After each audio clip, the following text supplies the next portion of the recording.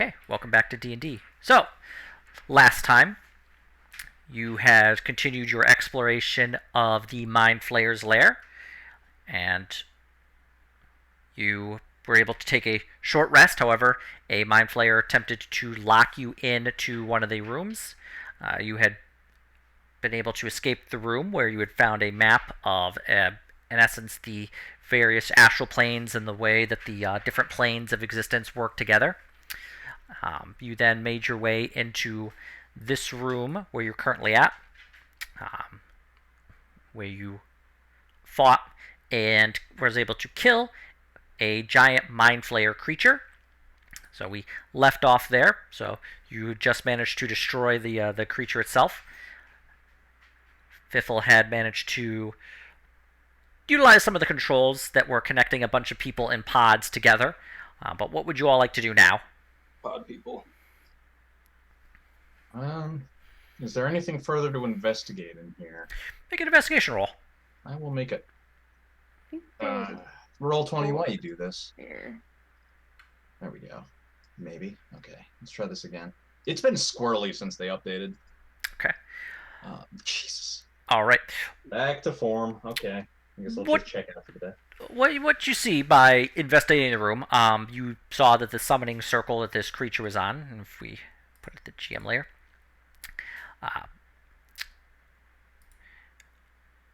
you notice the pods that had been opened up and had released the people inside, although they had died in the process. Fiffle notices a number of other different actions on the council itself. But yes, you do notice a door leading to the south, right here, what Fern had pointed out. Okay. There are other actions on the console besides the 3 that I simultaneously pressed. Yes, there are. Interesting. Hey, anybody want to get one of these pods so we can press these other buttons and see what they do? Probably not. No. Seems like a really bad idea. I'll do it.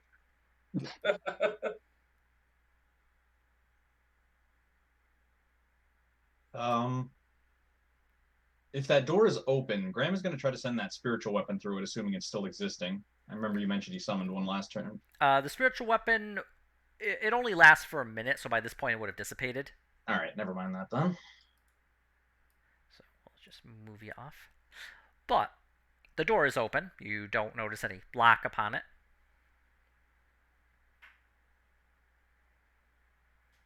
Check it over, I guess. Okay.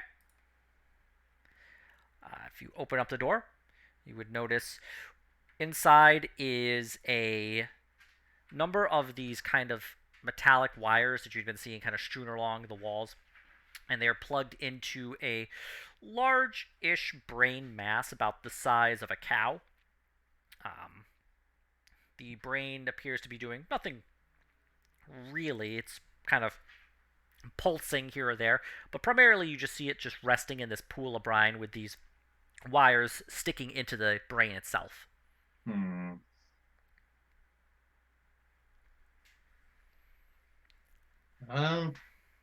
We could kill it. Might be a good idea. Do we want to kill it? Because it feels like every time we don't kill something, we regret it, and it feels like every time we kill something, we regret it. Truly, this is the land of regrets.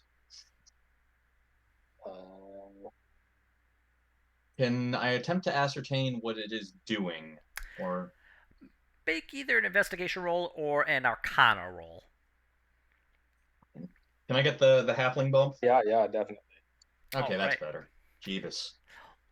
Looking at the brain, looking at the wires, seeing that they are connecting to a number of different, in essence, like items throughout the layer itself, being going around through.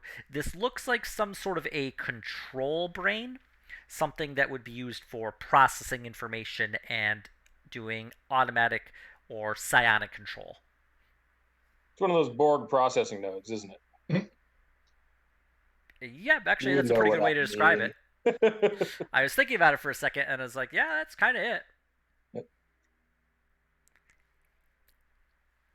So we could probably cause some chaos by killing this brain or ripping these wires. Yeah, I guess we should probably just pull the plug in several senses. Is it time to break out the horrible little bell again?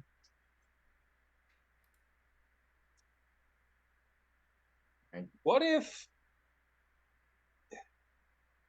Hold on. Uh-oh. I feel like Piffle needs to test if he can make this intelligent suggestion or not. Okay. How smart is Piffle today? Hold on.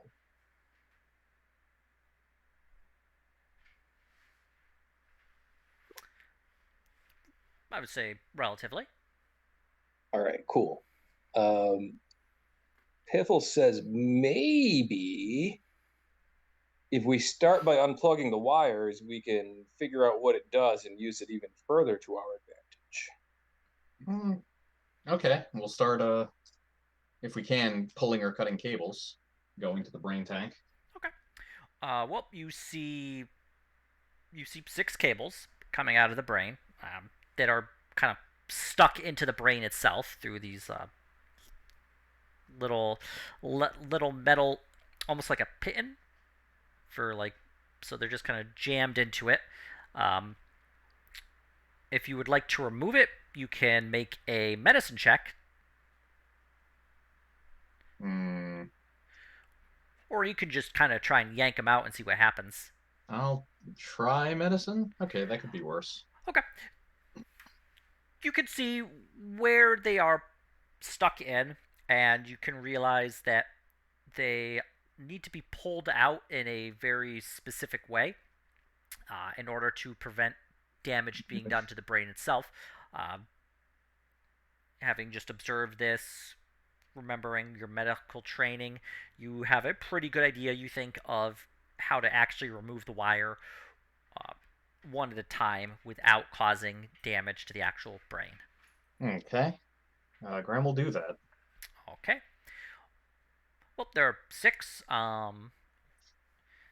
Which one would you like to remove first? You can just kind of like ping it on the actual map itself. I guess let's start with this box right next to it, just in case that's like its communication outside of this area. This one right here? Yep. All right. You're able to slowly, takes you a couple of minutes, but you're able to slide the actual metal wire out of this brain. It requires a steady hand, but with your medicine check, you have a good feeling, and you're able to carefully slide it out. The brain does shudder as much as a brain can, but eventually you're able to pull it out. Make a perception check. Okay.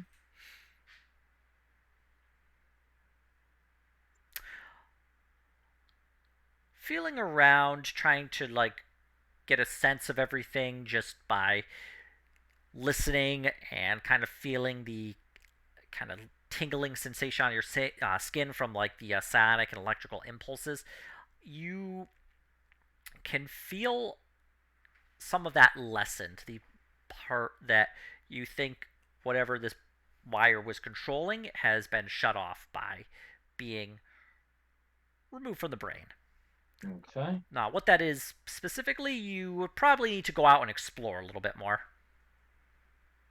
Okay. Graham will pull this one. Top left. Okay. As you begin to pull that out, you can feel a voice inside your head. In fact, all of you can feel a voice inside your head. Not to you specifically, however, as just a psionic voice ringing through saying, "The lair is compromised. Begin immediate evacuation procedures." All right. Keep an eye and an ear out around us in case either people come here to deal with it or we catch people evacuating. Okay. Just so we don't plug get it back in. Maybe they'll. I guess it's too late. Just sends another one. Never mind. All is well. This is fine. I guess Graham will continue pulling them. Okay. As you We'll begin, do the southern one first. okay. As you begin to pull that one out, it does take another few minutes, but you're eventually able to remove the wire. You can feel some of the psionic force lessening as well. Ooh, now plug them back into the opposite spots. I'd rather this thing not work at all, or, you know.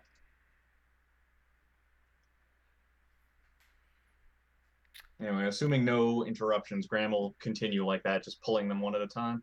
All right.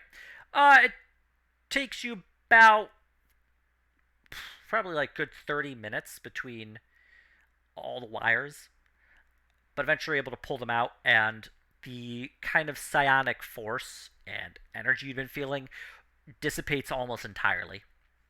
Okay. That could only be good, probably.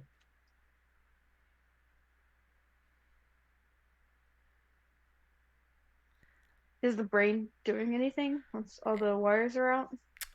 Make a perception check or a medicine to get a more in-depth idea of what the brain is doing, Let me see. or an arcana would work as well.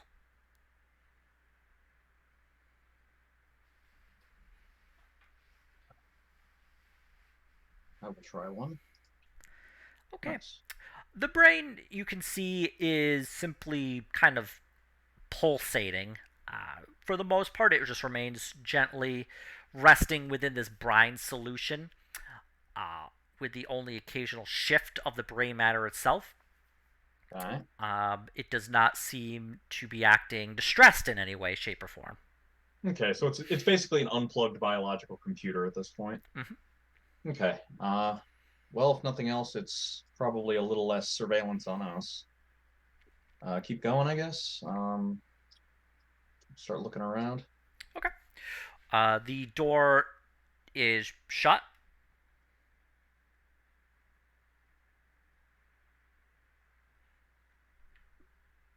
You'd been able to open it previously without too much trouble, but currently it is shut.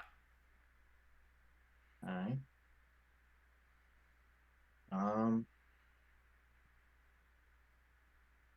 I guess do a quick double check on the door and listen and see if there might be something waiting for us on the other side. Sure.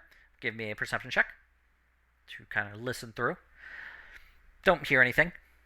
Okay. Try to open it. The door is not opening, where before you had been able to just slide it open without any real trouble.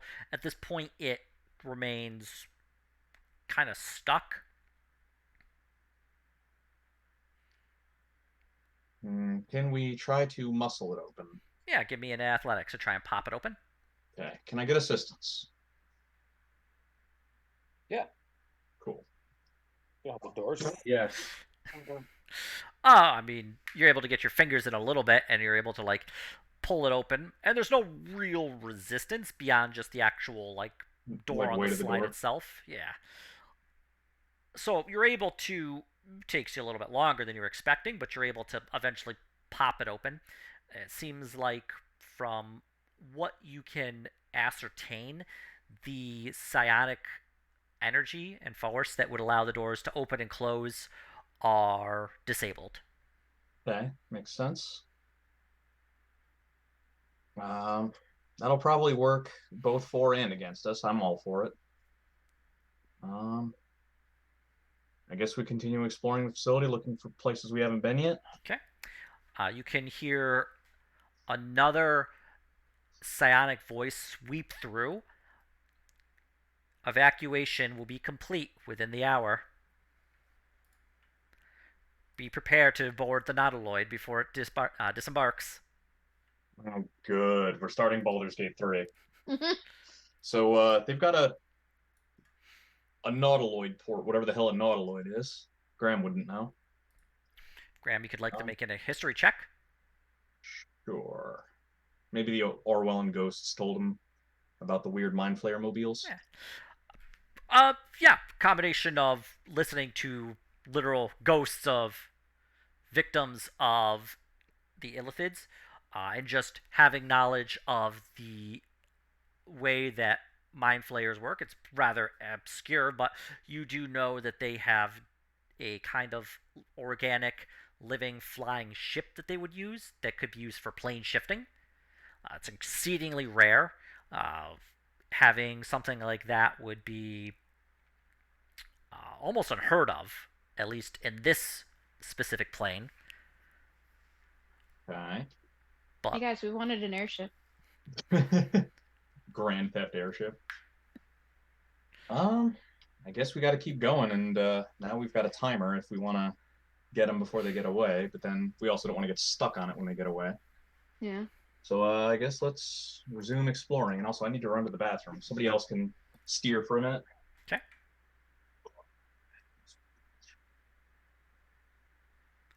All right. Who is in charge of exploring? Well, Graham is. Are we still in the same room? Have we moved Yeah, you had like shifted between like this main room and over this here now? smaller room. Uh, you would, Where the brain? yeah, you had been in that room where the brain was, although the door had shut, and then Graham had to muscle it open just because you had disabled the actual way that the door is psionically open. Oh, that's a good thing to break, probably. I bet all these purely psychic-driven creatures are totally confused by having to manually open doors. It's certainly a Uh, possibility. Look, that's what Piffle thinks. Okay. Um, I mean, Fifthful's Uh, feeling smart today. I feel like. any other exits from control node room here? This room you're in, the only exit you can see is through the door to the south. There was a teleport circle, however, that had been disabled just moments after the actual giant illithid creature had come through. So this was just a side chamber with no other exits. Yeah. Nope, that yeah. room itself was just the one exit. It looks like there's a door here that we could Yep. check out, I suppose. I figure out which way we haven't gone. I believe you Piffle explores the room and figures out which way we haven't gone. Okay. So there's this main central control room. There's a door to the south, and then there are hallways leading to the west. You had explored a little bit down that way, but not entirely. Who's always here? We had Um, gone this way, and yes, yep. Yeah, down that way was where you had found the mind flayer who had trapped you in that one room with the map showing the different ways that the planes intersect with one another. this was the map room. This was a random dead end room. Yep, that So was. it looks like this path down this hallway is the only place we haven't explored. Then there's a door right here that we can check, and I don't know how it connects to everything. There's a door here. Yeah, like right here. Yep. If you'd like, I'm you gonna could. go open that door. All Oh, right. maybe. Okay, do you hear anything on the other side? I'm gonna open that door. Fiffle opens the Okay. door. Uh, Inside is an empty cage. A cage. It could fit in what looks to be up to a medium-sized creature, although you notice that the bars are tight enough together that they could hold a small creature without trouble. If you were to go inside and get locked in, you'd have trouble getting out.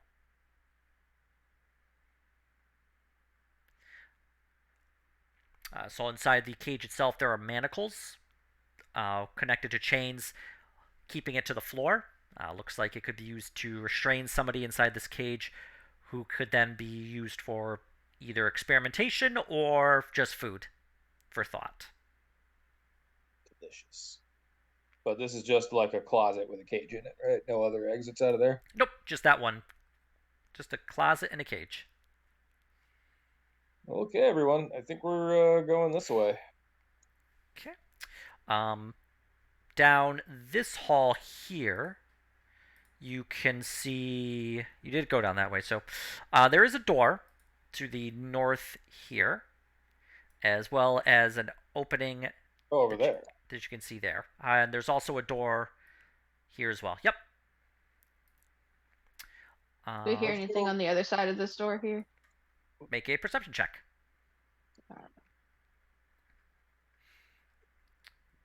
Nope. Sounds. I mean, especially with your rabbit ear, it's very easy to hear who is or isn't there, and you do not hear any movement. I guess we should open it then. All right. You open the door? Yeah. Okay. Inside, you see a large pile of bones. Each of the bones has just been kind of just shoved in here. The skulls themselves, you notice on each of them, especially along the back, there is a kind of puncture, that had been like just something sharp had punctured in the back of the skull from the outside. Each of these skulls has that, and so it just looks like from behind they had something enter in. And the bones themselves, however, are bleached white. They've been here a while. There also is a chest that is just kind of sitting among these bones here. Murdered skull storage room with a chest. Piffle approaches the chest. Okay. The chest appears very chesty. Piffle puts his ear to the chest. Okay. Make a perception check.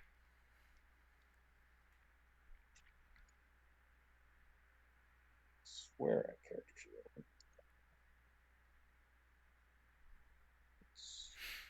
Permanent.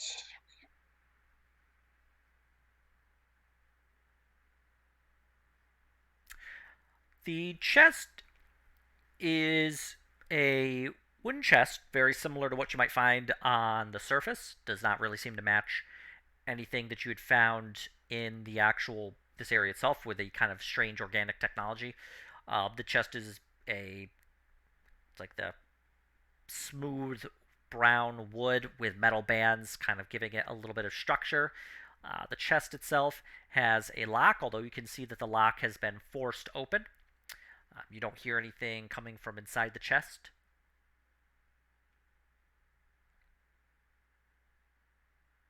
Piffle looks to see if the chest might be trapped in any way. Give me an investigation roll, please.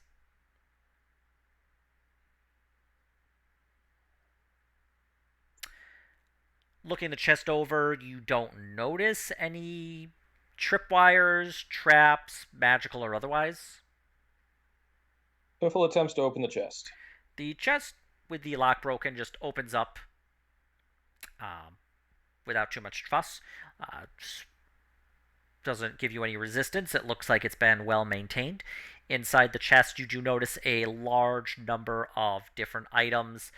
Each of the items has a kind of tag with a amount of script on the tag that you're incapable of understanding. The chest itself and all the items that are being tagged are very random assortments of objects. They are things like utensils. They are things like pens. They are different items like clothing, a couple of boots. You see glassware. It looks like all of these items have been categorized and placed inside. This is just what you see on the initial surface. There's possibly more stuff below. Yeah, Piffle frowns at this worthless crap. He kind of starts digging through to see if there's anything valuable in there. Make another investigation check as you rifle through this chest to see if you find anything fantastic. I think this is some kind of psychic control people via sympathetic objects or things like that. But Piffle doesn't know shit about that. So, what am I doing? Investigation again? Yep. Okay. Looking through this chest, you do kind of just pull out a large number of items. Most of this is just worthless, or at least worth very few copper. However, you do manage to find yourself a number of different items that you think might actually be somewhat useful. Okay. You find some splint mail. The splint mail has been tagged.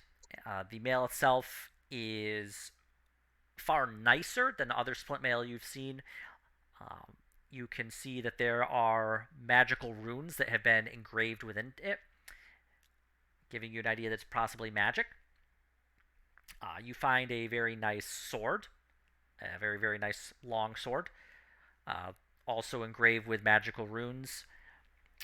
You find a chainmail shirt that looks to be exceedingly well made. It is foreign in style. Does not look like any chain that you've been seen made by any smiths you've ever seen, like at a smith or armor store. It just looks like exceedingly well made. You also find a 3 different bottles. Two of them appear identical. The liquid inside is a kind of like thick milk. Ew. It not in that way. It looks more like, well, in this day and age, we describe it as a milkshake. However, you just see the item inside. You're not sure.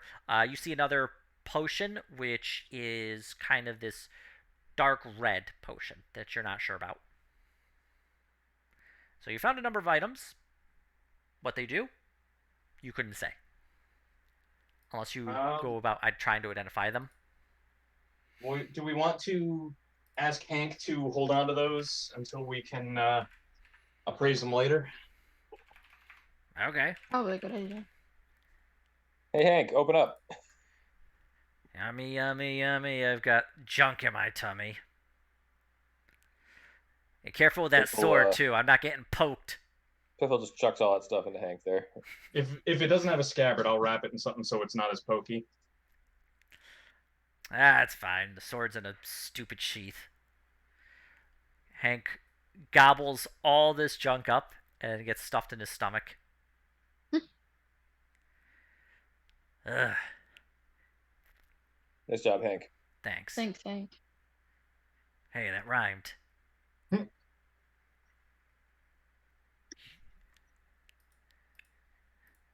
Hey, Fern, you're a poet and you weren't even aware of it. You almost had it. You almost had Crushing it. Almost had what? Never mind. Okay. Hey, I'm not gonna lie, guys. I haven't really been paying attention. What are we doing here? Trying to find and kill the Shaper, he's called. I see. And he's a nautiloid. He's a mind flayer. He rides a nautiloid. I see. And a nautiloid is like a horse. Like an airship. I assume so. I see. I guess? I think, kind of. Causes like an existential nomenclature debate. The nautiloid can be your sky fortress, Hank, when you become a wizard. I really feel like castles are more traditional. I mean, you can make it into a castle. Who's going to stop you? Or a You want to be a ziggurat. traditional? You want to be a traditional wizard? Yeah. Oh, okay. You didn't want to be like a cool new kind of wizard. I don't like your judgment there. I I don't like I'm your just asking. reverse psychology, Fern. Okay. If that is your real name. It is. Oh, okay. No, I want to get like a big ziggurat. Like that one wizard had. Do you know the one? You know the wizard and he wanted you to look for the crown? Yeah. I want a ziggurat like that. That was cool. I think we all want a ziggurat like that. Someday I'll own this ziggurat. Mm-hmm. And then I'll be in charge and I'll make you find my crown. No. I'll make a ziggurat appear out of thin air and confuse everybody. Yeah. That'll be fun. Oh, excuse me. So the nautiloid is like a bird because it flies in the sky, you said? You know, It I don't seems- know, but the nautiloid part of that makes me think it'll probably look like a shell or something. Shells don't fly. Unless you throw them real good. In which case, I guess they do. Truly, Hank is wise. It's a good. You're right, Fiffle. Fifth, I'm going to task you something very important. I want you to get me a book about pirates. You want a book about pirates? Yes. I thought you just wanted to eat hands. I want many things. Do you just want to steal gold? Mostly. Perhaps you are wise in your simple nature. We should keep on keeping on if there's nothing else for us to ransack in this room. Yeah. You can dump a bunch more of that crap into me, but it all looks stupid and weird, like they tagged it. Well, can you read the tags, Hank? Yeah, maybe. Well, give me one. I did. They're inside you. Oh. Okay, he pulls out the sword. Long blade, approximately 48 inches, categorized as weapon. Okay, so really are just inventory tags, huh? What's an inventory? Oh, that's like when you have a giant bag with a bunch of stuff in it. Oh my god, I'm an inventory? Yeah, kind of. Sometimes. This is how I find out? Yeah. No. I need to think about this for a bit. He pulls out the existential crisis. He pulls out the wizard hat and puts it on. I'm a wizventory.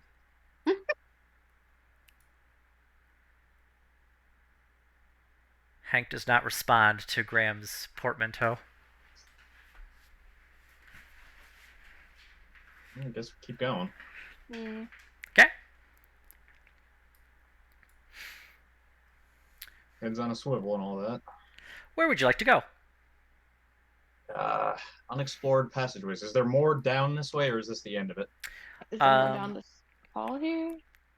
So there's a door there you can go through. Okay. There check this door out real quick. Door here, and I believe you did not enter into this door here. Right. I will assess whichever door Graham's looking at there. It's right here. Oh. Keep this all on screen here.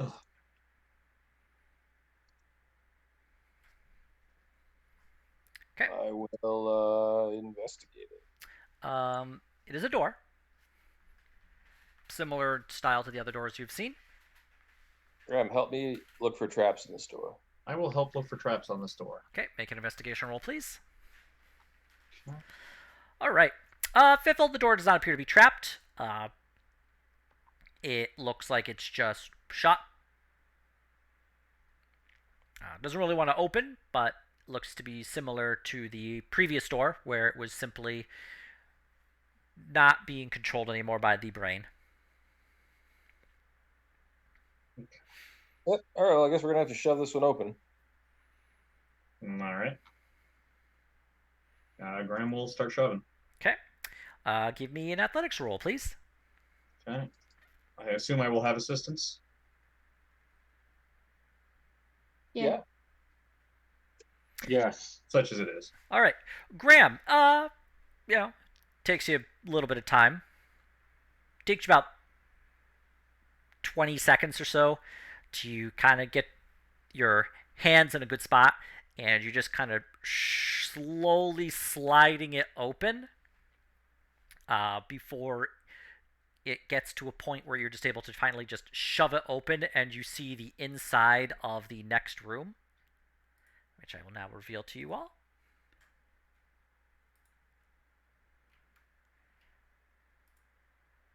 Okay, once the thing wants to. There we are. And inside, you can see this large control room.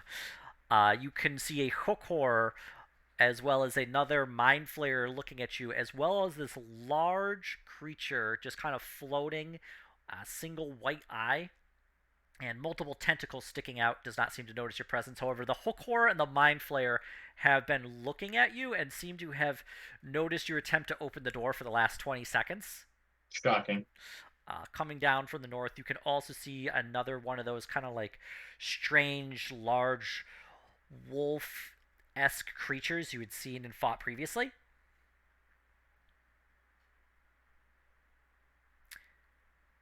Well, this should go well. Yeah, I Okay. guess click the thingy, roll the initiatives. The mind flayer hits a button on the console, and you can feel this kind of energy flow through the room, and the mind flayer disappears as you can see him being teleported away. Did he look fancifully dressed or anything? Did he look maybe like he might be the Shaper as opposed to another Mind Flayer? He looked relatively normal, dressed as the other mind flayers had. That's the mind was gonna flayer say, that did tried they to have a lock us in the uniform? room. Oh You yeah, weren't he here did last run time. over That's the there. mind flayer that tried to keep us in the room. Gotcha. All right, And- but yes, you can. And so that thing worked with the brain in the other room unplugged still? It did. But yes, click on your character. We are going to go into initiative. Hooray, I got a 6. Great. Is that good? Oh, sorry. 1 second. I actually forgot to clear that out. You fool. You Or did stroke. I forget to? Yeah. Well, I can just do it manually. Okay. Graham has a 6. The rest of you are free to click on your character. Perfect. Oh. Mine's +3. Quickie.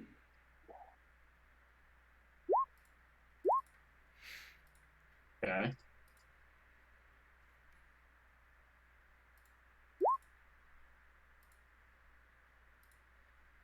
Well, we lucked out on their rolls, at least so far. Oh, never mind. Oh, All right. Graham, auto. Yep, looks good. All right. We're going to start with the Mind Witness. Buddy. And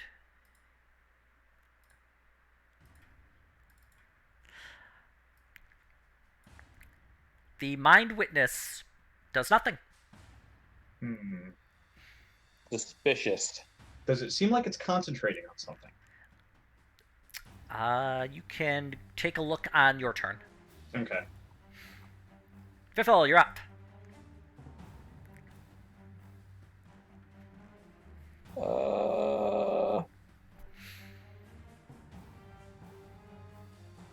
Piffle's gonna kind of.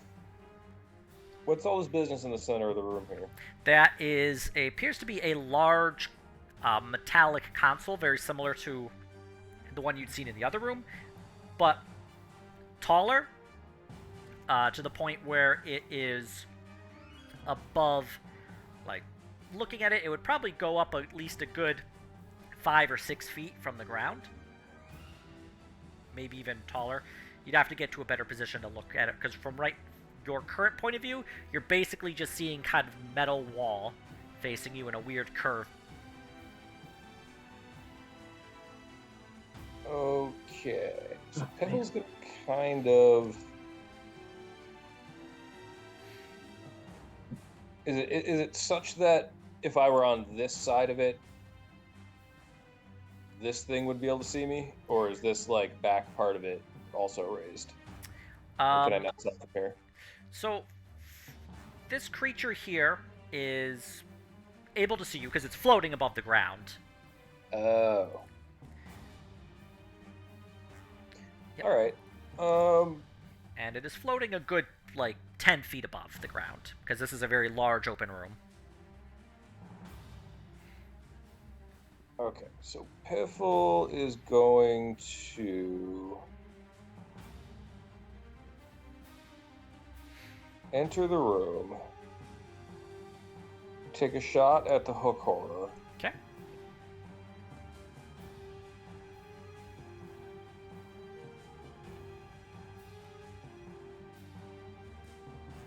Alright, well. You strike the hook horror, no problem.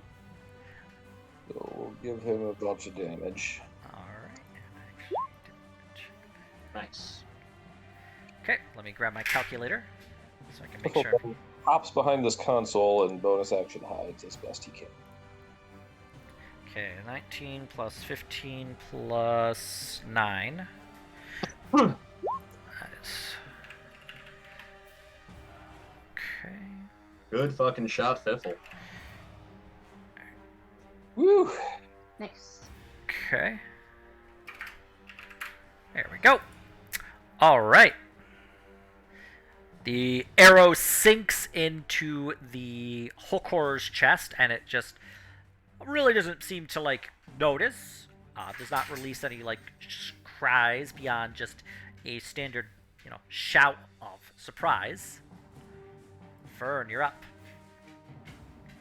Okay. Guess I will go right here. And I will also shoot at this folk horror Okay. 2 times. All right. Your first arrow does strike in, dealing 7 piercing damage.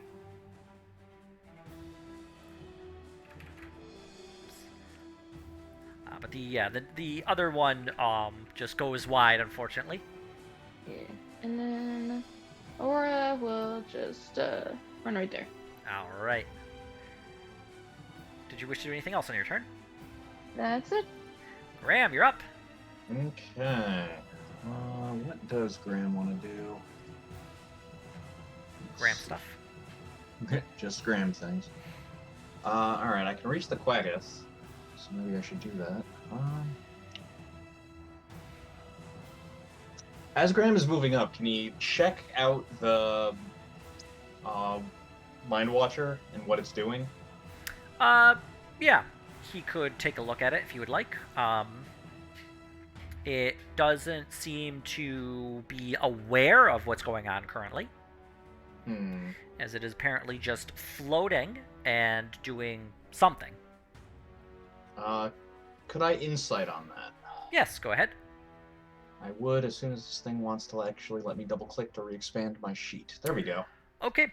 Looking at this thing, you get the idea that it is concentrating.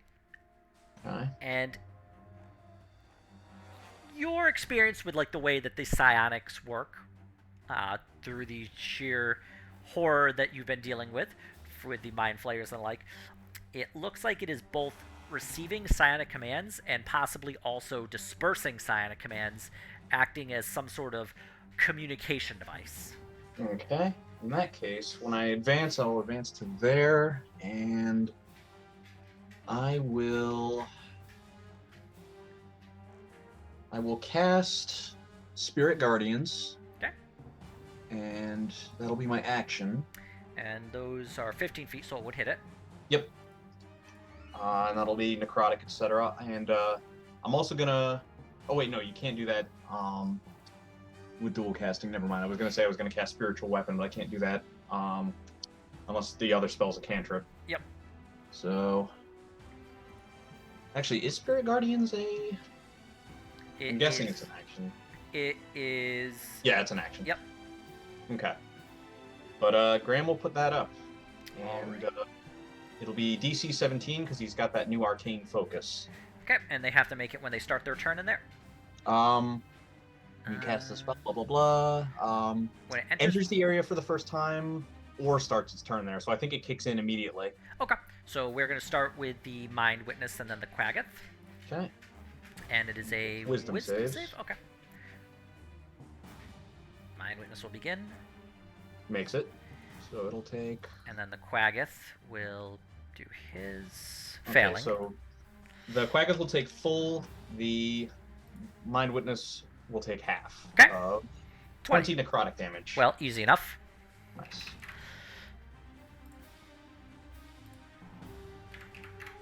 All right. Well, with that, we are going to go to the Quaggoth. The Quaggoth is going to have to make his again. Failing, so go ahead and roll the 12 damage. more damage. Okay. Nice. You take those. All right. Quaggoth, you're next to it. It's going to make a claw attack against you. And actually... Okay. Missing. And also missing. Wow. Alright. With that, we are going to go to Otto. Otto, you're up. And are you using sword, shield, or halberd? I don't even know. We'll go with shield. Okay. No, we'll go with halberd. No, shield. No. Okay.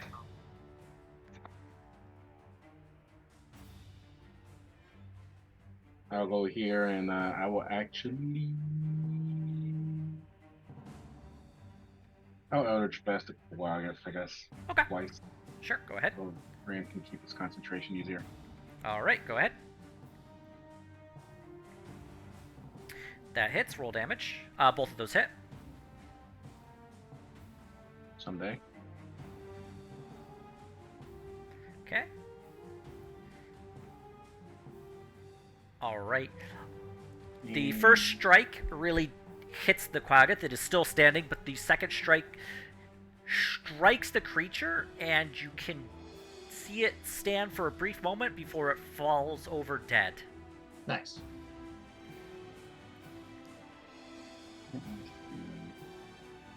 And I will... Bonus action, Shield of Faith for him. Okay. Nice. Thank you. Put a little blorp on you so we remember that. And then we're going to go to the Hookor. It is going to continue forward. 10. Did I say shield, by the way? I don't remember. You said Shield of Faith? No, my weapon. Oh, your shield, Yeah, yes. you said shield. Weapon and shield. What was? No, I meant fucking halberd. Fuck me. Because it's in the air, that's why. Okay. Okay, Hookor is... Aurora's in front. It is going to make an attack against Aurora. Does an 18? I believe an 18 hits, right? I think that just, yeah. Makes you 17. Yeah. Okay, and missing. Alright. We're then going to go to the Mind Witness, who is going to make his save again. He will take 18. I'm rolling good on that, at least. Okay. That's an aquatic. Okay. It is going to move out of your range, so 5, 10. And that counts as difficult terrain? Yes. Okay. It is then going to... Do you see the tentacles on the creature kind of like focus on you, Graham? Okay. And it is going to attack you with the rays. So,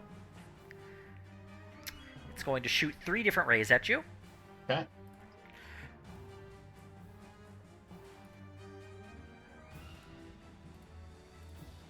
Okay, let me redo that last one. Okay, there we are. 1, 2, and 3. So I want you to start by making a charisma save. Alright. So I take it these don't target AC. Okay, you are able to successfully pass that. I want you to make a wisdom save, please. Which you also pass. And I would like you to make an intelligence save, please. You're able to avoid, like, the first 2 rays strike you. And you're able to avoid whatever their effect is. And you can just steady your nerves, and you can feel it wash over you. But the 3rd ray, it strikes you, and it is going to deal... Let me... Ouch. Wait, let me just make sure I did that correctly. 6... Oh, I'm sorry. No, I did the wrong one. I'm sorry about that. I had it inverted. There we are. It does 68. Holy crap, that Fucking actually... Christ! Dealing 43 psychic damage to you. Okay, we took a rest last time, right? You did, yes. So, are my HP accurate to that, or did I spend hit dice during that rest? Because it makes a difference for whether I'm at -1 HP or if I'm still up. I believe you had healed up entirely. Okay. So if we'd healed up entirely, I'll spend 3 hit dice to guarantee that, and then I will do 59 minus 40 fucking 3. Holy shitballs. I will that was a admit, good roll. It rolled really well there, yeah. I was like so I need 3 to eights. roll half of 43. Yeah. So 21 or 22 on a I believe it Constitution would save. go down. I don't. I lose the spell. So I lose my Alright. radiant, or my aura thingy. So Graham, yeah, you get struck by this, and Ow. it just... You feel this intense migraine in your head, and blood starts to pour from your nose and your ears and your tear ducts. And it is possibly the worst pain you've ever felt in your entire life. Probably. Fifthel, you're up. Okay. So Graham took this thing out at great.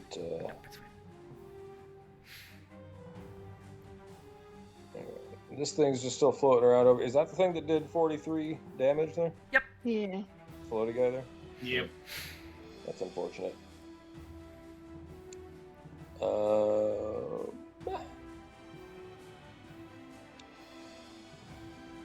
think I'm gonna do better helping with the hook horror.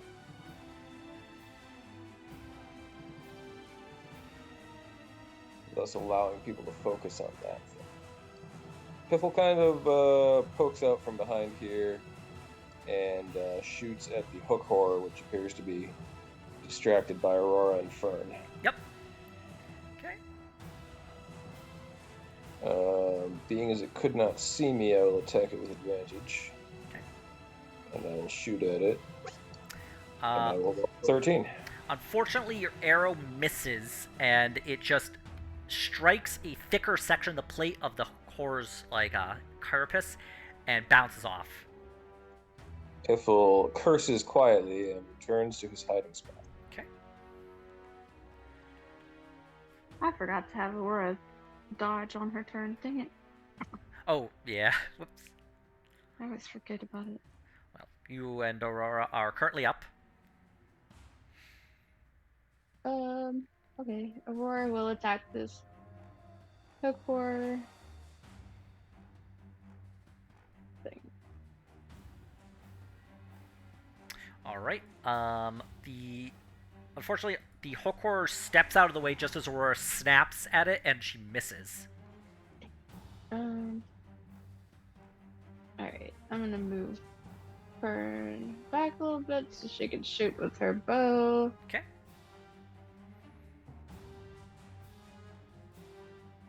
Two. Both of those hit for a total of 20 damage. Yay. The hook horror is... No, wrong one. The hook horror is looking rough. You can see the arrows sticking out of it. It is bleeding heavily. The hook horror, however, does not appear to notice that it is so heavily damaged. Okay. That's it. Graham, you're up. Okay. Let's see.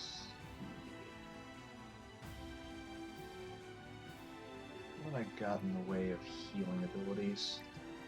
Might need to take a potion for a big enough heal off that. Yeah, I guess I'll use a greater healing potion. How much is that? 44 plus 4. That sounds about right. If you use your action. Oh, right, you've got that home rule. Yep. I will do that. So that maxes out what it can be? Yes, it does. Okay, so that's 20 HP back. Yep. Good. Ow. Graham is going to use his bonus action to cast a spiritual weapon, and it is going to be hovering above the hook horror over here, so it can ostensibly fly above the console thing and get over to the Mind Watcher. Okay. And Graham is going to attack with it, which is a spell attack, so his bonus should apply. Fucking roll 20, I swear to fucking God. Jesus Christ, thank you. Matt, be careful, it'll hear you. Yeah, well, it already has. Ignore the spell description. 11 to hit, never mind. Yeah, unfortunately, it goes to swing, and it just kind of bounces off the thick hide of the hook horror. And because this thing is tall, if Graham moves down here, would it break line of sight with the Mind Watcher? It is currently floating 10 feet above, so it is not broken. The Mind Witness can see... Right, but like if it's over 6 feet tall, then couldn't he crouch literally right behind it, and there's no way it could see him even floating 10 feet up? Yeah, if you go and crouch down, like, to get low, it would block line of sight. Yep. And assuming I can do that while remaining in its threatened squares, so it can't opportunity attack, I'll move here. Okay. Otherwise, I'll move, like, over to the other side. I would believe you'd be able to get there. Okay. Graham's done. All right. Quaggoth is dead. Otto, you're up. I'll swing twice at the hook horror. Okay. Go ahead and swipe at that guy. Okay, both hit. Go ahead and roll damage. Your first hit is able to cleave the hook horror, and it is... You just kind of, like, sink it into the neck, and the just head partially falls off, held on by just a bit of, like, muscle and flesh. But the hook horror is, in fact, dead. Okay. Alright, did you wish to do anything else with your turn? I will move over here and just try to stay low. Alright. Hook horror is dead. We're going to Mind Witness. Alright. Mind Witness 5, 10, 15, 20. Hooray.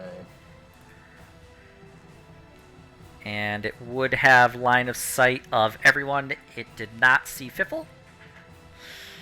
So, it is going to... You see the tentacles raise again, and it's going to... 6, 1, and 5, okay? So, it's going to apply that 6 to you, Graham. Can you make a strength save, please? Apparently not. Okay. Alright, you are... Yep, you can just feel a force pick you up, and it just pushes you over to this wall, and it is going to hold you in place. You can feel yourself being restrained as this telekinetic force is keeping you just trapped where you are, just like pressed against this wall. Okay. The one is going to go to Otto. Otto, can you give me a charisma save, please?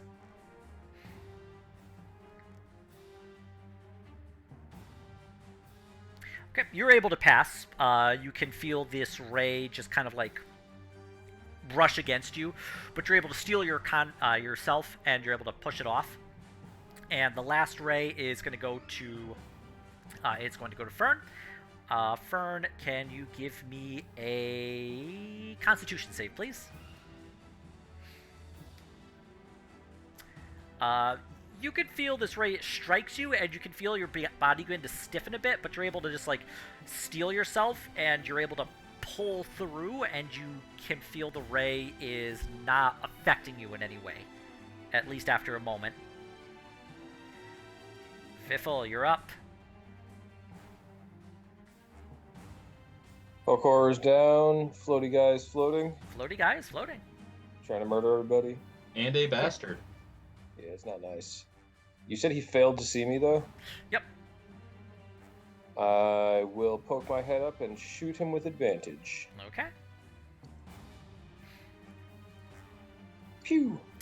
Alright, that strikes. Go ahead and roll damage. Exciting.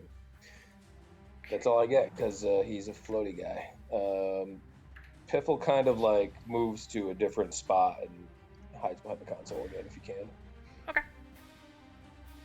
Go ahead and make the stealth roll. Alright. Fern, you're up. Alright.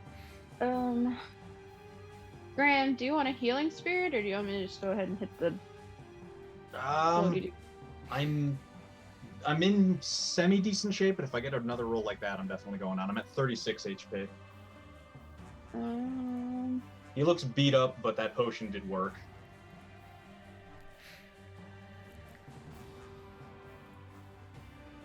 Does the Mind Watcher show any signs of injury itself? It looks relatively injured from the arrows and just the necrotic damage. You can see that it looks like it's suffering a kind of flesh-eating like effect to it from the actual, or almost a rot from like dead flesh, as well as the arrow that had been sunk into it by Fiffle. Alright, if you're kind of okay, then I'll do. I use my favorite foe on it as my bonus action, and then shoot it 2 times. Okay. Where's my thing? All right, both of those hit. So 12 plus, I think what's it, a D6?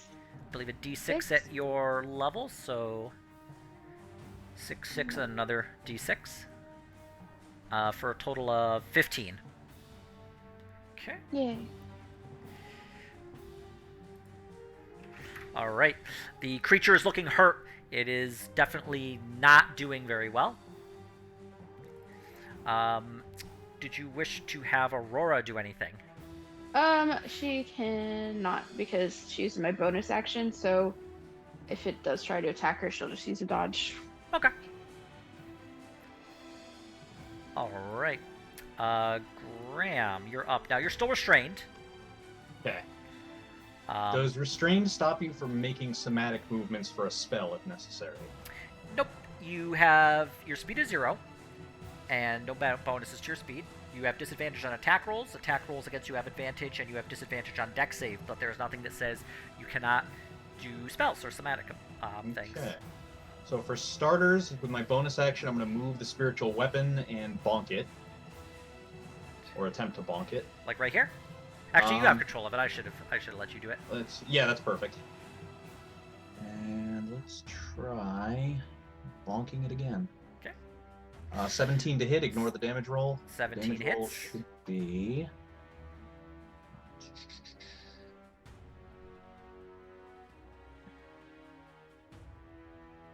The 1d8 plus spellcasting ability modifier.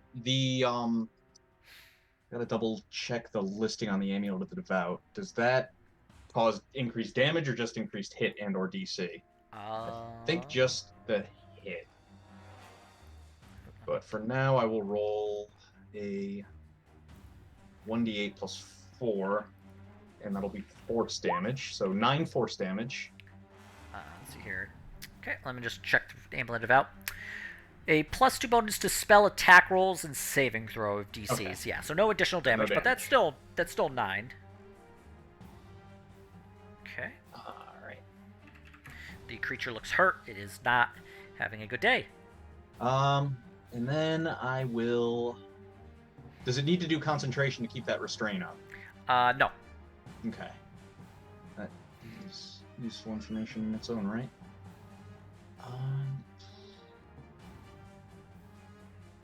I am gonna hit it with a guiding bolt.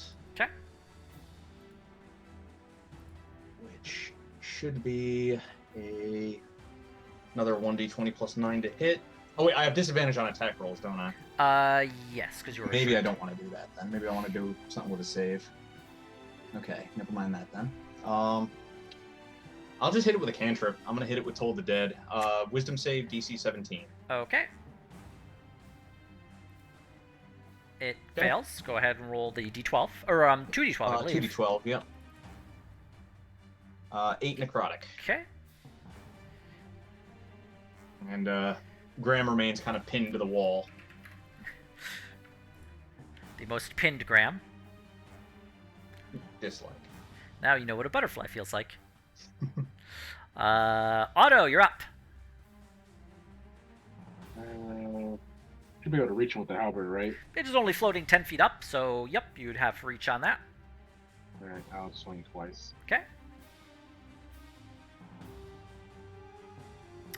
First hit hits. Go ahead, roll damage for 9. And... Divine Smite level 1. Okay. Is it an aberration or something? It is an aberration. Yes. I don't remember. I get another. I don't know if it's on. Let me see. I believe you get fiend. Fiends and undead, I think. Yep. Okay, I keep thinking aberration. All right, hang on.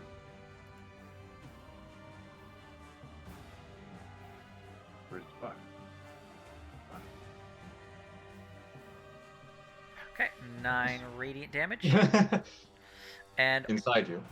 Otto, with that, you were able to just cut through, slicing open the creature, and it falls over dead. Graham, you can feel the effect restraining you to the wall release. Graham drops hard and just kind of grabs his chest as he's able to move again. By the gods, that hurt. Bell, please roll a D35-15 for damage. Oh, man. All right. But you've been able to successfully cleave open this creature. What would you all like to do now? Let's take a quick look at the both the room and that console, and also keep an ear out for anybody coming to the sound of the fighting. Okay. So perception for hearing and investigation for looking. Yes. Yep. Perception first. Okay. I'll assist. Investigation second. Okay.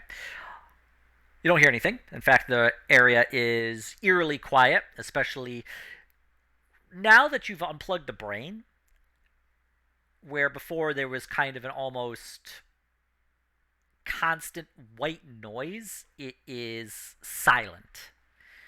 And also you will have, I believe the Shield of Devotion only lasts for a minute. Yep. Okay. And your spiritual weapon also dissipates. But looking over the console, you can see that this console still has power going to it, possibly from another area. You can see there are a number of buttons that cover the console, various different ones. There are a number of readouts as you look up on these kind of like metal panels. They are showing a variety of different things, but you're not able to make out the actual language, as they are like that strange symbol you've been seeing on the various tags that were on the clothing and the like, and that chest you opened, or that have been strewn around this base and this lair. Okay. I wonder if we could figure out the do the Fallout New Vegas thing and rig the rockets to explode, except with the nautiloid. Can Graham attempt to spend some time figuring out the controls, possibly with assistance? Yeah, Graham, this would require a. This would probably be an Arcana check, as you're attempting to figure out what it does, and it would also probably take some time. Okay. I will assist. Cool. Okay, give me an Arcana. Do we have anybody aside from Kaido who isn't here trained in Arcana? Me. I will assist you. Or you can if you're assist trained, me. do you want to make the roll? Yeah. Yeah. Cover your eyes. It's going to be bad. How many rolls? Just roll with advantage. Yeah.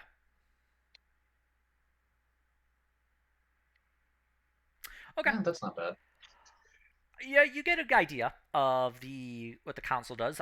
You can actually see a button. In fact, the button has been depressed, and this looks like the button that probably was pressed down to activate whatever swept the Mind Flayer away.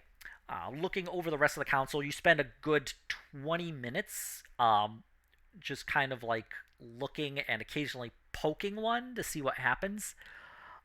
You can see pressing some of the buttons near the top causes the readouts to just change display to show different information.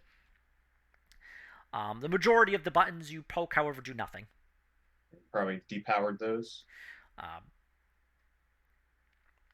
Looking through, however, you can get a pretty good idea of what is leading to the teleporter. And looking down on the ground, you can see that the actual council itself is surrounded by a large teleportation circle, one that is more robustly laid into the ground. So where before you were able to obscure the kind of runic uh, the runes have been kind of engraved in, these ones are more thoroughly etched in and are protected, giving it a making it more difficult to change this teleportation circle. All right. So do we want to try to follow them, or do we let them escape and pick our battles here? Is the real question.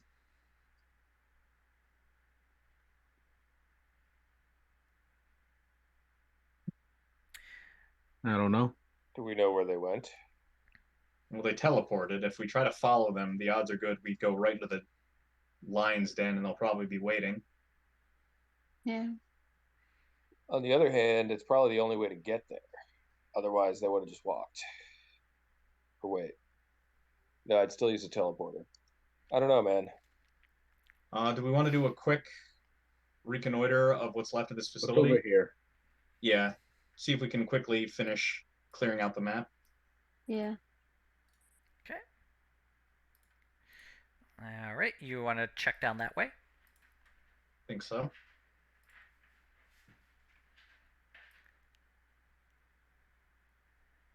Okay. Actually, I'll just show you the hallway itself.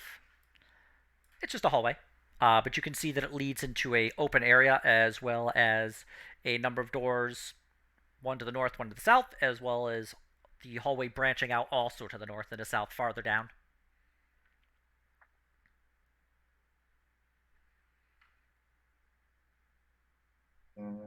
I guess I'll keep doing checks to see if I can hear anything. Okay, give me a perception. Seems quiet. You don't see anything. You don't hear anything. It's the same kind of eerie nothingness you had been hearing recently. Mm.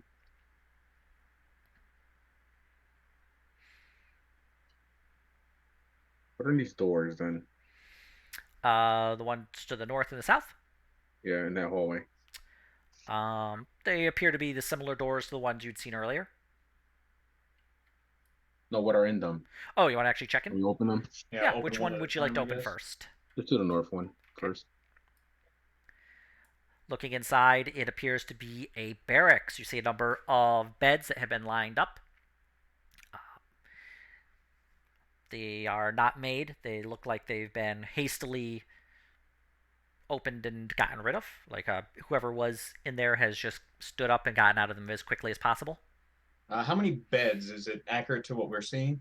You see 5. Okay. 2 of them are made, 3 of them are not. Is there anything useful that we can see right away? Make an investigation roll. I will assist you. Okay. Where is it? You don't see anything. This looks like just a barracks with the beds. You can see that there is a single chest, or it'd be a wardrobe, and inside you can see a number of the kind of robes that the mind flayers have been wearing. The closet is filled with the robes, all of them identical. You see 6 of them.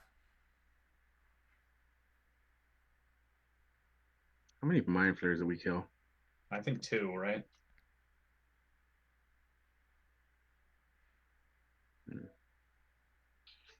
Okay. This is south room. Opening up the south room, you see another barracks. This one, more beds. However, each of them are all made. Does not look like they've been slept in. Is there anything of use here? Make another investigation roll. Are you assisting? Yep. All right. Nope. You see another wardrobe. This one has about 20 of the robes inside of it. However, they do not appear to have been worn in any way, shape, or form. All right. And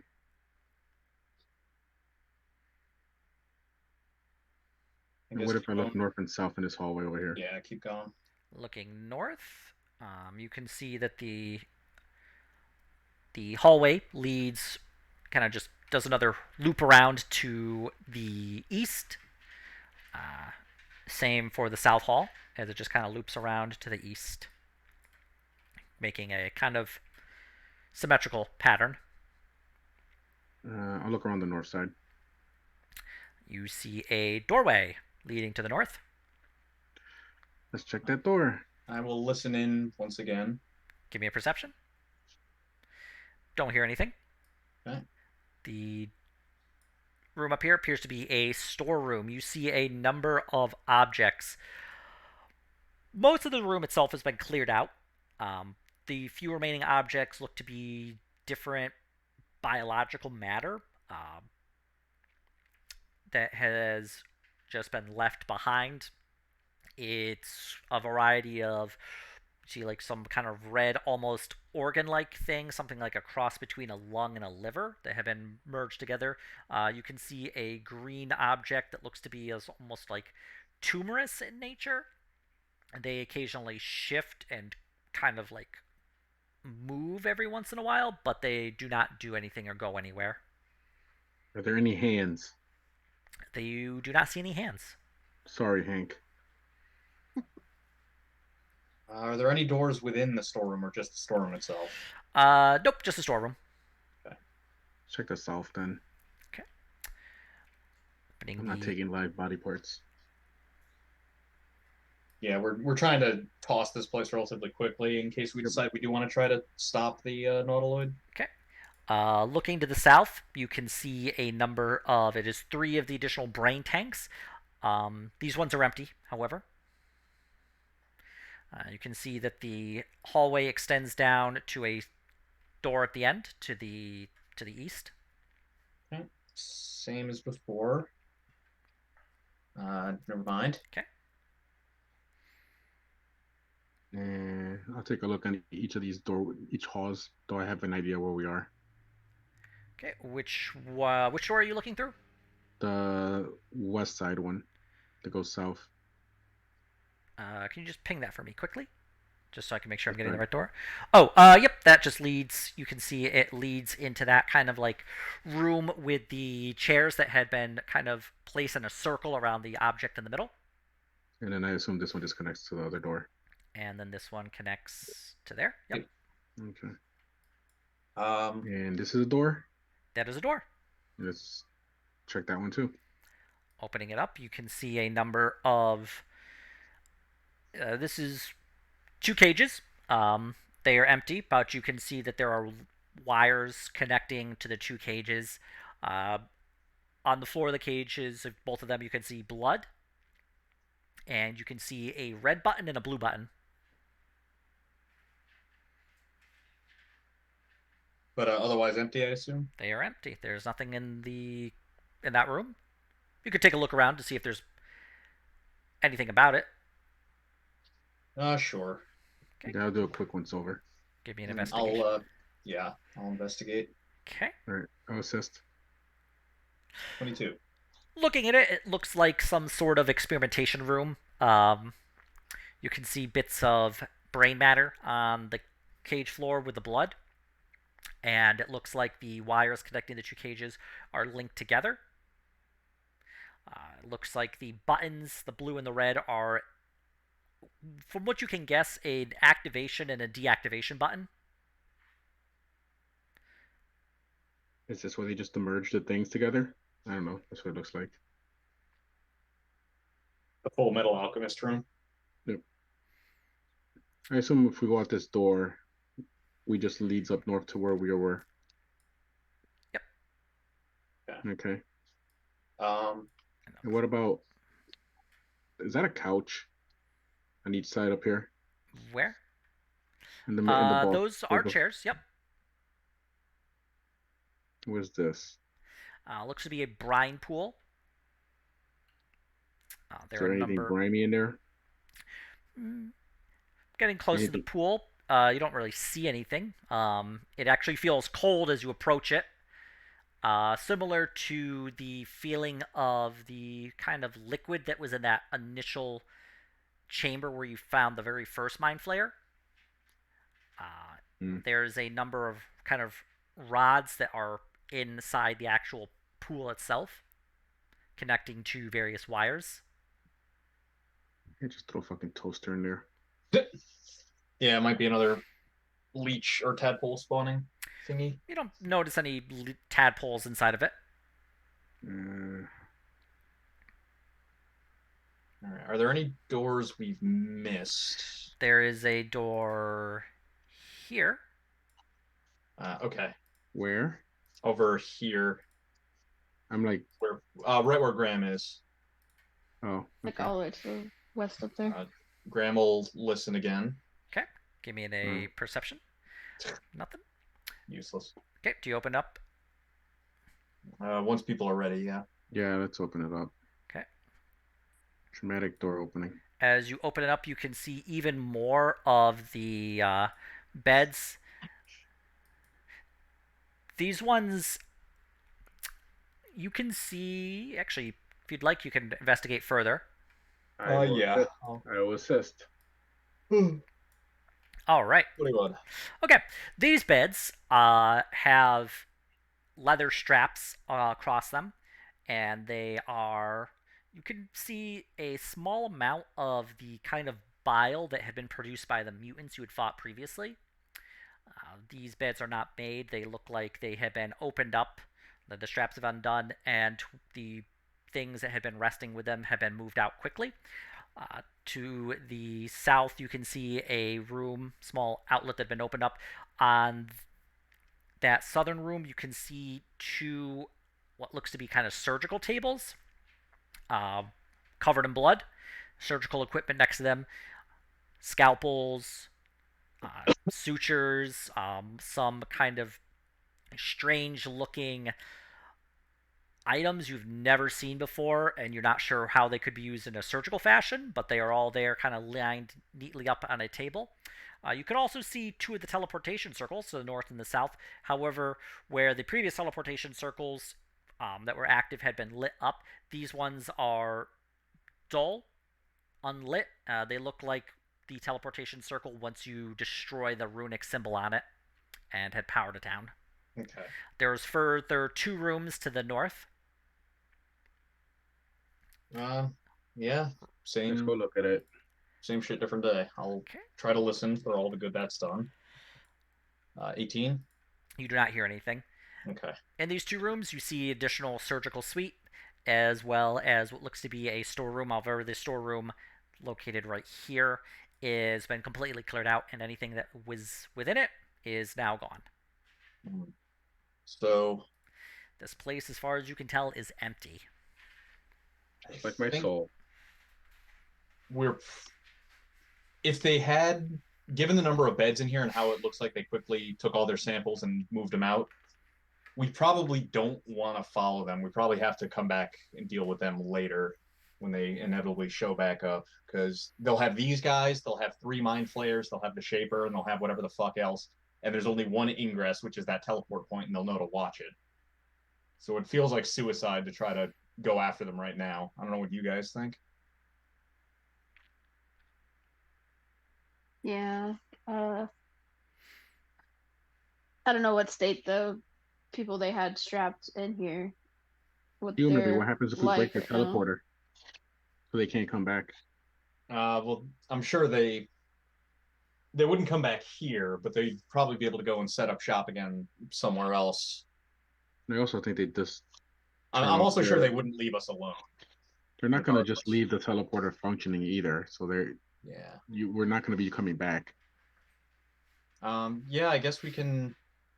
Did we figure out how we might be able to disengage some of the functions from studying the controls on the big chair? You have an idea of various functions. You know how to change some of the outputs. You know how to activate the teleportation circle. Was there anything resembling like scrying, like remote viewing? Not from your initial overview of like the 20 or so minutes you took, but you could attempt to investigate further or do more arcana checks to try and decipher more of the console itself to give you a good idea. I think that would be a good idea. Which one do you want to do? On that. Arcana? Yeah. Anybody else got any ideas? Nice. Okay. Okay, you give it another good 30 minutes, overviewing the council, attempting to figure out what each of these does. You get a much better idea. You're able to understand more of what the outputs do, which buttons actually alter the outputs. You're able to get a better idea of the teleportation circle, although the button you find that you believe will disable the teleportation circle, pressing it causes it to shut off for a moment, but then after about a minute it comes back online. Looking for anything that does scrying, you don't notice anything. What if I throw a rock at the teleportation circle? Does the rock go through and disappear? Well, sitting at the council, and so the person who's sitting at the council is within the teleportation circle itself. If you'd like, you could attempt to place something within the teleportation circle and then press the button. Although you'd have to do it from a distance. Yeah, what we can do is put something there. Everybody step away, use Mage Hand to activate it, and then immediately hit it again and see if it comes back like a charred wreck because they opened fire on the first thing that came through it. Yeah. I like this idea. Okay. Yeah. Yeah, I have mage hand, so I can do the whole thing. All right. So you just place something on the teleportation Make circle? make a makeshift human. Mhm. Sit it there. Handy. Give him a fancy transporter test mustache. cylinder. Give him a fancy mustache and a hat. Oh yeah, we should definitely dress it up. Find like a thing and put a hat and a mustache on. Sure. Give him some eyeshadow. Well, you have some corpses in the room with you. Let's just use a corpse. Let's Give use him some that wagon. eyeshadow. It's You gotta small. make it look alive. So Graham will drag the Quaggoth over to it and huck it into the circle. Here. Okay. I told Fiffle to draw a mustache on him. Go ahead and do the disguise kit Fiffle using dexterity to draw a mustache on it if you desire. Oh, definitely. We very much desire. Very The important. Quaggoth, if you saw that Quaggoth again, you'd never be able to recognize it. Let's talk about. Okay. You wouldn't be able to pull that Quaggoth out of a lineup with others. The Mind Flayers are just watching it like, these are the guys who forced us to evacuate. Okay. All right. I'll mage hand it away, and then we'll give it a minute, and then mage hand it back. Okay. You press the button. After a minute, you press the button again. The teleportation circle reactivates, and you can see the Quaggoth's body reappear. If you'd like to take a look at it, you can give me an investigation or a perception check. Investigate. I will assist. 22. Though I don't know what the heck you're gonna notice if it was psychically damaged. The Quaggoth does not appear to have suffered additional damage from what you had initially done to it. It appears to be untouched. Does it take the thing a full minute to warm back up, or did we just wait a little while? No, it seems like if you were to press the button that would turn off the teleportation circle, it reactivates after about a minute's time. Okay. But what about like the sending and receiving? Would we be able to like have somebody jaunt in, see what's on the other side, and jaunt back before they could do something about it? You haven't really tested that, but if you'd like, you could try it. Yeah, try that with the Quaggoth body and see how quickly it cycles. Just as fast as we can there and back. Okay. I will do that again. You hit the button. The body teleports out. And then you hit it again. There is a 6-second delay, and then the body returns. Makes sense. Okay. So there'd be enough time for somebody to get shot to shit in a combat round if there is something on the other side. Do we want to send a scout? I mean, I can go. I have probably the most hit points. Okay. I have an idea. Wait, Oh. Hold on. I'm trying to kill myself here, but okay. What? Go ahead. Your ideas are usually better than mine. Hold on. I want to see. Not that. No, not that one. Isn't there a spell or something that you can attach? I can use Beast Scent, and if I can use it on Aurora. That's a good idea. I can see and hear everything that she hears and sees. Okay. I'm seeing if there's like some kind of range or something on it. I'll put it in here. Okay, you touch a willing beast for the duration of the spell. You can use your action to see the beast's eyes and hear what it sees, blah, blah, blah. I think, does Aurora count as a beast? I think she does count as a beast, yes. I believe she counts for the purpose of this. All right, let's dog a port. Let me just make sure, just to make.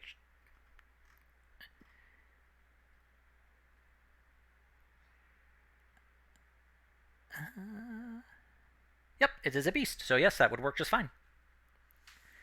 Okay, well, we can send Aurora through. I can see what she sees and hear what she sees. Hopefully she will be fine. If not, I can bring her back. Good Okay. idea. A spell slot, I suppose. Okay. So I think worth not walking into an ambush. yeah. Okay. You go ahead. You cast Beast Sense on Aurora. Yeah. All right.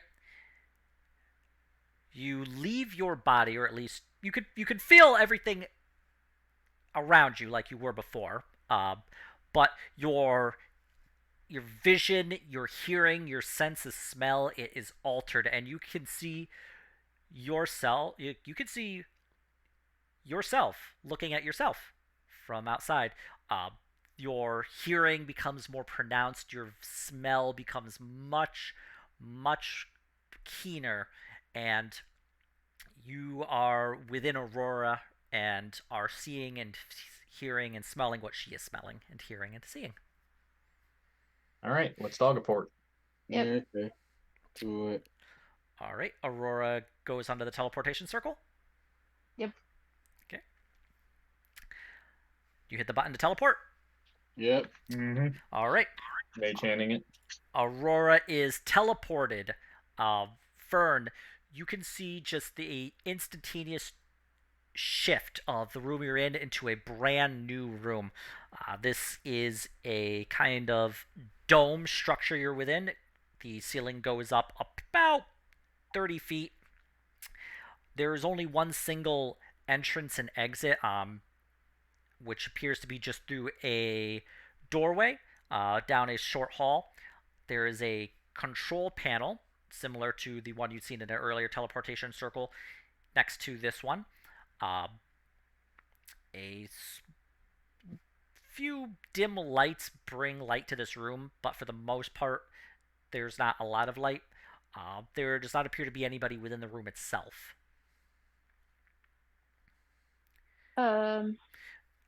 Teleporting, however, out from the previous room into this one, where before the kind of psionic energy had been dampened by Graham's messing with the brain computer, here you can feel the psionic energy tingling on the skin once again.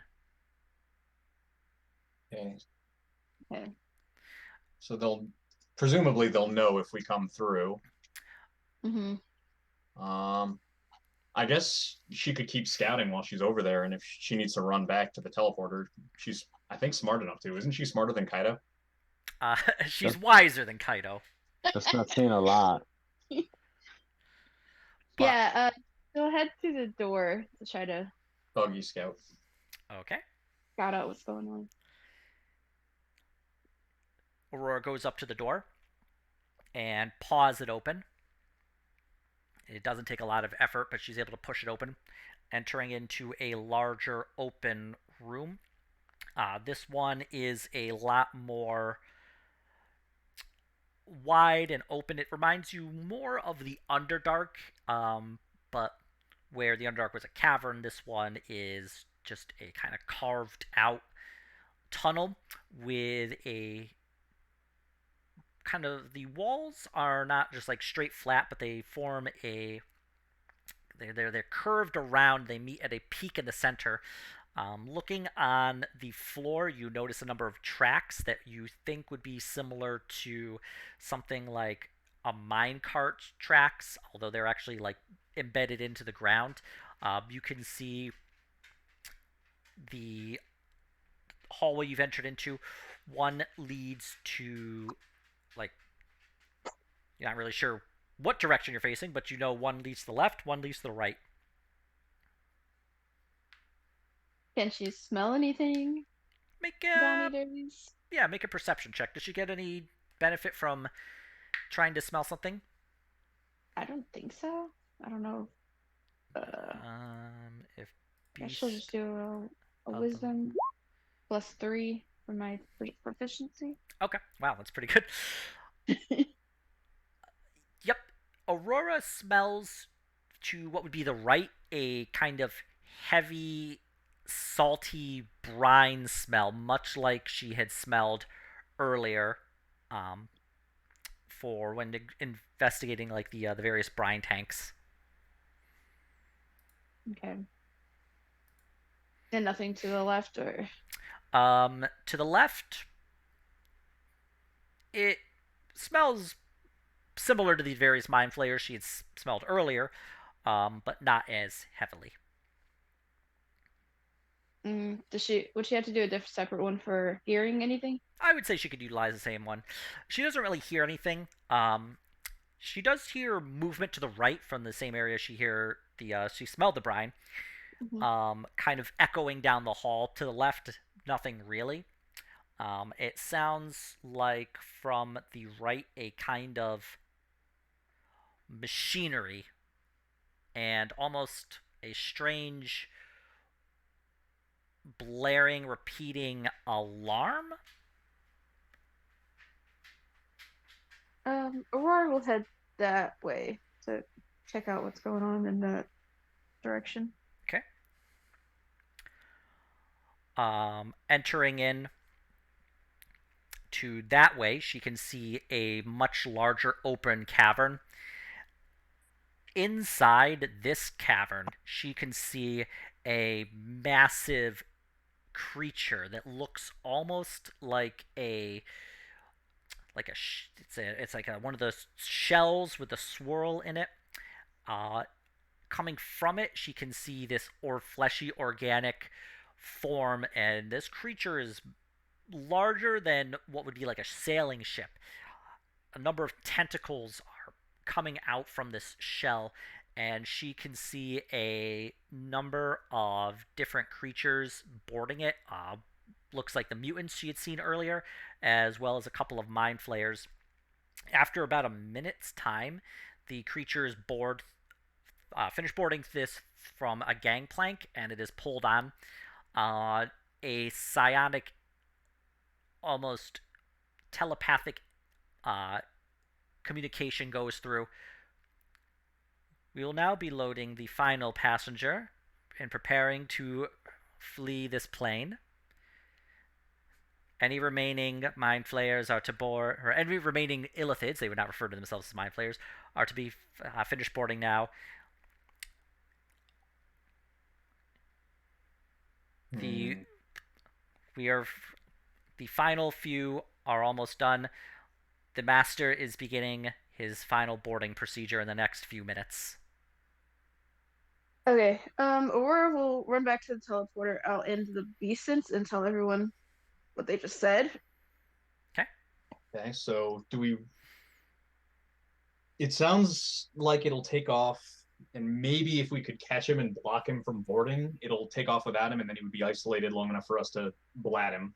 What do you guys think? Possibly. We want to give it a go? Might be worth a try. They're probably just gonna leave. Were there controls for the teleporter on the other side of it? There was a control panel, yes. Okay, Yeah. so we can always run. I say we go for it. If he's boarding last, let's try to smoke the motherfucker. It's what we came here to do. Yeah, we've come all this way. There's no reason to stop. I don't think they're all gonna get off their ship and try to kill us at this point. If anything, they'll probably just leave. One could hope. You would That's think. what everybody always wanted to do, just leave their boss there at the end and let them die. Yeah, they're all like, you know what? Remember when you turned down that coffee maker in the lobby? I mean, since they're already trying to leave, I don't see why. I don't know. Let's go for it. Me, but... Okay. All right. Doing? So we're going through the teleporter. Okay. I guess. We're going into the warp. The Geller field fails. Roll new characters. No, first you roll in the mutation table, and then you roll new characters. All right. So you're getting onto this teleportation circle? I think so. Yeah. I think so. Okay. You all board the squeeze into this circle. You have to get within, personal space, but you were able to all squeeze on without too much trouble. And your satyr friend is joining you as well.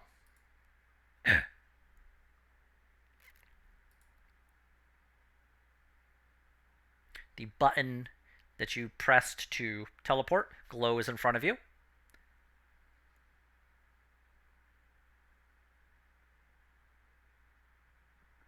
Do you press the button? Mm-hmm. Oh, yeah.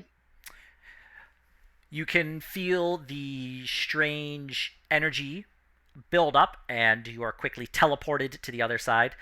Fern, you would see that dome structure you had been in previously, or at least through the senses of Aurora. Fern's gonna pet Aurora and tell her she did a good job. Oh, Aurora wags her tail. all right. Let's hustle. See if we can interrupt final boarding. Okay. Yep. You pass through the door leading out of the dome. You find the kind of large open hallway with the kind of tracks inlaid in the ground. You can see it leading to the left and the right. Fern, you would know that you had traveled to the right from your current location to get to the actual area where the nautiloid was. Yeah, I'll tell everyone. It was to the right. That's where their ship thing is. Okay. Okay. So I guess we should head that way. I don't know what the other way Yeah. is. All right. You head to the right then? Yep.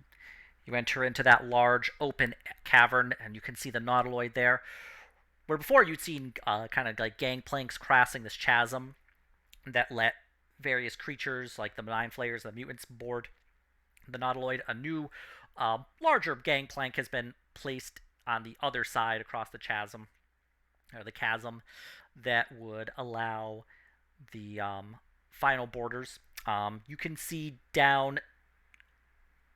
Take a bit of a little run because it's several hundred feet, but if you ran down that way, you'd be able to get to the final room because you can see this large door there. Yep. All right. You arrive at the door. Doesn't appear to be anything stopping the door from opening or closing. Looks like with a bit of effort, you could probably shove it open. Okay, let's assume we're gonna get shot as soon as we do, and let's go for it. Okay. Yeah, I guess so. Give me an athletics roll to try and push this door open. Okay. No assist. Yeah, I was about to say. Assistance 23. Try to SWAT kick that fucker. Well, the door itself opens slowly. It is well made, well balanced. However, apparently it has something that is preventing it from swinging open quickly. But you're able to steadily shove it open. It passes through a hallway. And you can hear a voice inside your head. You have decided to visit. Come then. Let us have our meeting face to face. Oh man. Final boss. It's really hard to get an appointment with you. Foolishness. You should have run when you had the chance.